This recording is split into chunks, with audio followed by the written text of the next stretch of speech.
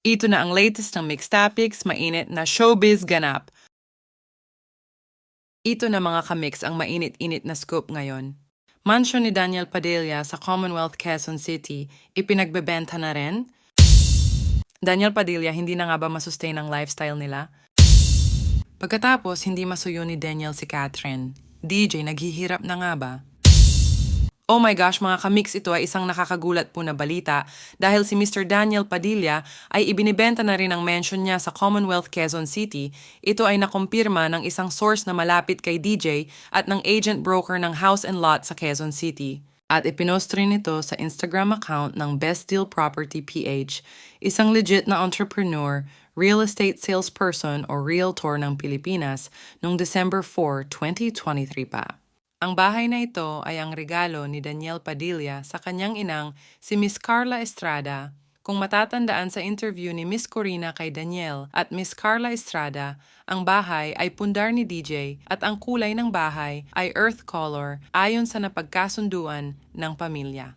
Ayon kay Miss Carla noon, ito ay pangarap na bahay na literal na natupad. Alam naman natin na ang pamilya ni Daniel noon ay dumanas din ng matinding hirap dahil na rin sa solo parent si Miss Carla at mag-isa niyang tinaguyod ang kanyang mga anak at sa pagpupursigi nila ni Daniel ay natupad ang isa sa kanilang pangarap na bahay. Ngunit palaisipan ulit ito ngayon dahil pagkatapos mapabalitang ipinagbebenta ni Daniel at Catherine ang pundar nilang sports car, ay sumunod naman na lumabas ang balitang ito na pati ang mansyon ni Daniel sa QC ay pinagbebenta na rin. Ang bahay ni Daniel ay may sukat na 500 square meter located sa Commonwealth, Quezon City. Ang mansyon ni Mr. Daniel Padilla ay 2-story house. Mayroong 6 bedrooms, 6 bathrooms, 5 to 6 car garage. Other house features, spacious living area, dining area, main kitchen, porch, may lanay mayroong grand staircase, master bedroom walk-in closet, mayroon ding breakfast nook, auxiliary kitchen, laundry and service area, electric room, storage room, balcony at maids and driver's room. Ang asking price ng mansyon ni Mr. Daniel Padilla ay 50 million pesos at maaari pa daw mapag-usapan ang nasabing presyo. Maraming netizens tuloy ang nabigla sa balita at hindi mapakali ang mga eagled eyes sa mga nababasa at nakikita sa social media. Kaya naman, sabi tuloy ng mga netizens ay baka hindi na daw masustain ni Daniel ang kanyang lifestyle. At alam naman daw ng mga tao na si Daniel na ang naging breadwinner ng kanyang pamilya noon sa murang edad pa lang. Kaya naman baka nahihirapan na daw itong suportahan ang mga ibang pangangailangan at luho ng binata, lalo na may iba din siyang mga business na kailangan isustain din at may pangangailangan din, lalo na itong mga nakaraang taon at buwan daw ay walang mga projects si Daniel dahil si Catherine Bernardo ay nagkaroon ng solo movie at solo endorsements.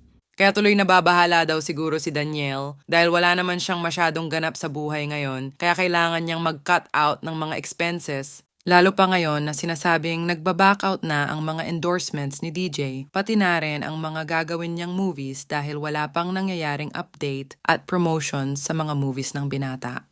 Mukhang nagkasunod-sunod na nga daw ang mga nangyayari kay Daniel pagkatapos kumalas ni Catherine sa kanya, kaya daw siguro pilit na sinusuyo ni Daniel si Catherine dahil alam ni Daniel kung gaano kalaki ang mawawala sa kanya kung hindi na siya babalikan ni Catherine. Unti-unti na nangang nawawala ang mga napundar ni Daniel sa pagiging artista. Mahigit 1 buwan pa lang, pagkatapos ng anunsyo ng kanilang hiwalayan ni Catherine, ay marami na ang napabalitang nawala kay Daniel. Isa-isahin natin ang kanyang mga endorsements. Investments nila ni Catherine sa kanilang barbershop dahil pinapaayos na rin daw ni Catherine ang kanilang shares doon, ang sports car nila ni Catherine dahil pinapabenta na rin ito ni Catherine dahil ayaw na niya magkaroon ng ugnayan pa kay Daniel. Ang mga matatalik niyang kaibigan noon na unti-unti nang nagsilayuan kay Daniel, kagaya nila Dominic Roque at Marco Gumabao, Sofia Andres at iba pa, at lalong-lalo na ang mga milyon-milyong supporters ng Katniel dahil nahati ng araw ang mga supporters ni Catherine. At Daniel, mas pinili nilang suportahan si Catherine dahil hindi rin nila nagustuhan ang panlolokong ginawa daw ni Daniel kay Kath at sa mga babaeng na involve at pinangakuhan niya din siguro sila dahil hindi naman siguro papatol din ang mga babaeng nadawit sa issue kung hindi rin daw nagbigay ng assurance si Daniel sa kanila noon. Kaya daw nag-confess si Andrea kay Catherine. Sabi naman ng iba Ay kaya siguro binibenta daw ang bahay ni Daniel dahil mayroon pa itong ibang bahay at lilipat din daw siya ng bahay kagaya ng ginawa ni Catherine Bernardo.